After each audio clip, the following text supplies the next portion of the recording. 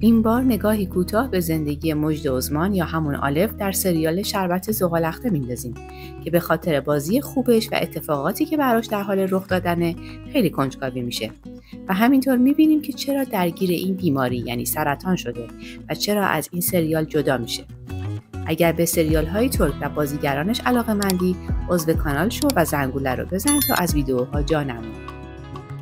مجد عثمان در سال 1984 متولد شده و الان 39 سالشه. مجد فعالیتش رو با مدلینگ و اجرا شروع کرد و از 25 سالگی وارد دنیای بازیگری شد. او در ابتدا مجری تلویزیون بود و برنامه‌هایی مثل موزیک هابر و ساعات خوش رو اجرا می‌کرد.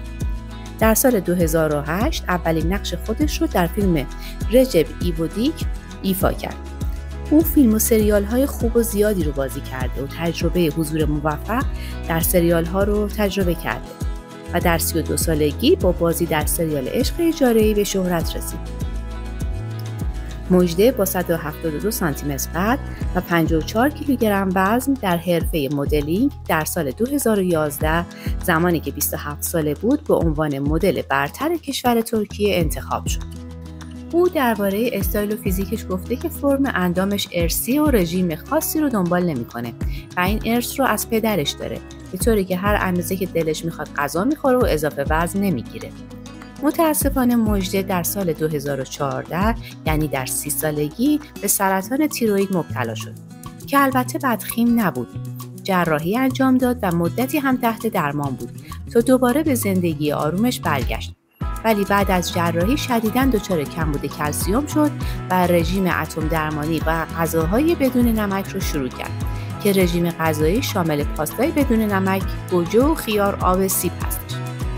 مجده که در سریال شربت زغال‌اخته نقش خاله دعا و خواهر کیویلجین با نام آلویا شعله رو بازی میکنه، با داستان‌ها و ماجراهایی که با عبدالله داره جذابیت بالایی رو به سریال بخشیده. اما مجده این اواخر در مصاحبه گفته که دوباره حالتهای به خصوصی رو درباره بیماریش متوجه شده و همینطور مبتلا به بیخوابی شدید شده، یعنی حدود 3 تا 4 ساعت در شبانه روز. بنا به این گفته‌ها ادعا شده که مجده به خاطر مشکلات پیش اومده بعد از تموم شدن این فصل زغال‌اخته اگر سریال باز هم ادامه پیدا کنه دیگه در سریال بازی نمی‌کنه و گفته شده که او با سناریوی مرگش بعد از زایمان از سریال جدا میشه. او در حال حاضر با خواننده سینا آکچی در رابطه عاشقانه است. مجده گفته که هیچ آرزویی ندارم به جز خوب زندگی کردن. تصمیمم این است که بیشتر چیزها رو ببینم و قبل از مرگم شاد بمانم. در آخر این ویدیو از خدا میخوایم که شفای تمام بیماران رو بده و لبخند رو روی لبهای اونها و خانواده هاشون بشونه. آمین. از اینکه تا انتهای ویدیو همراه ما بودید سپاسگزارم.